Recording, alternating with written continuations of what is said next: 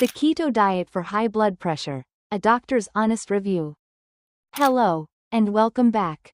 Today we're tackling a question that generates a huge amount of confusion and debate online, and even in doctors' offices. Can you, or should you, use the keto diet for high blood pressure?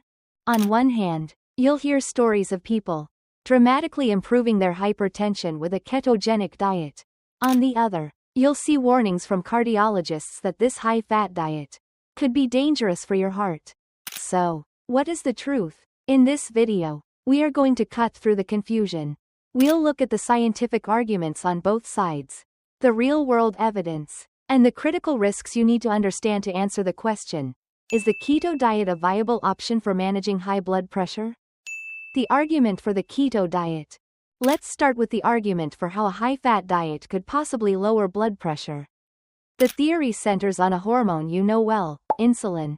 Conventional thinking often blames high sodium intake as the primary cause of hypertension.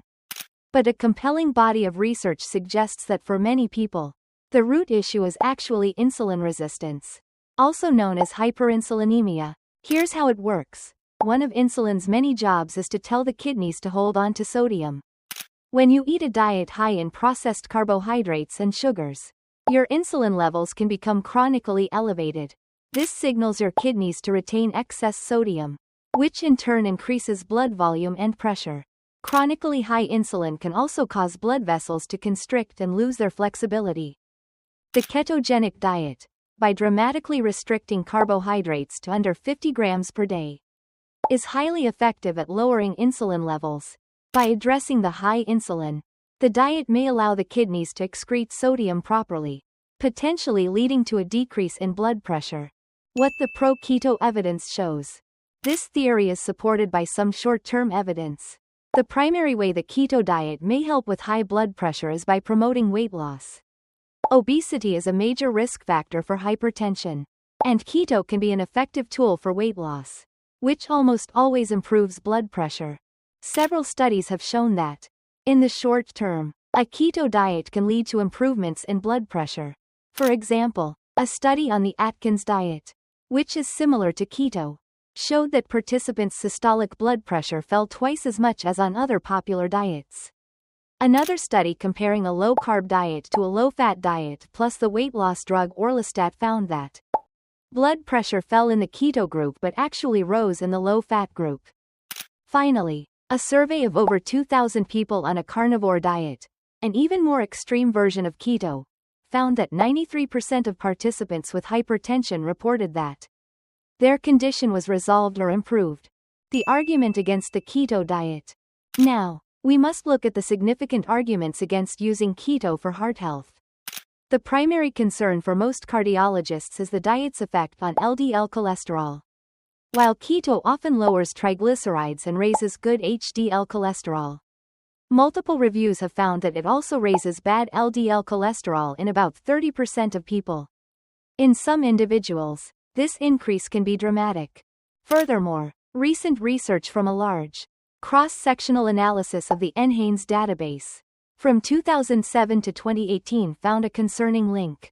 After adjusting for many confounding variables, the study concluded that diets with a higher ketogenic ratio were significantly associated with an elevated risk of hypertension.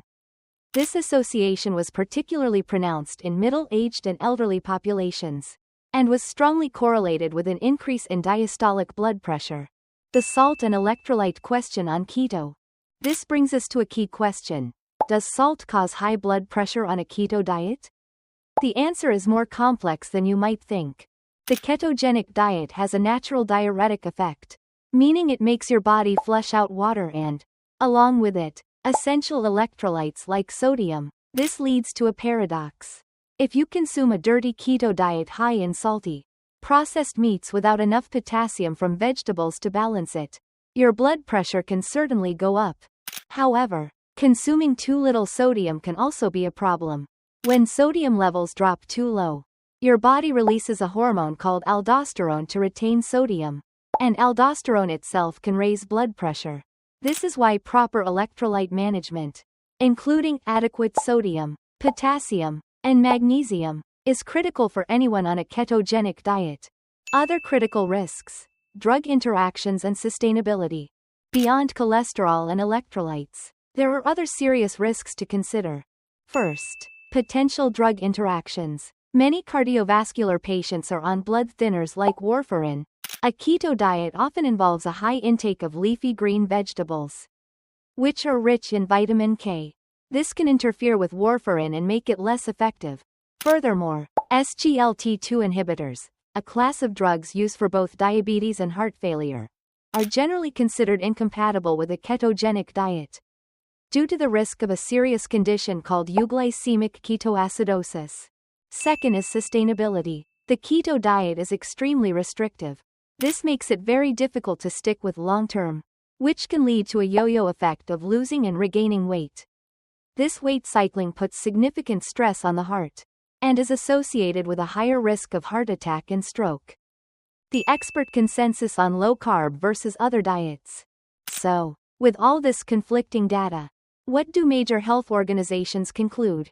The European Society of Cardiology notes that, while very low carbohydrate diets can produce short-term effects, these benefits tend to diminish over time.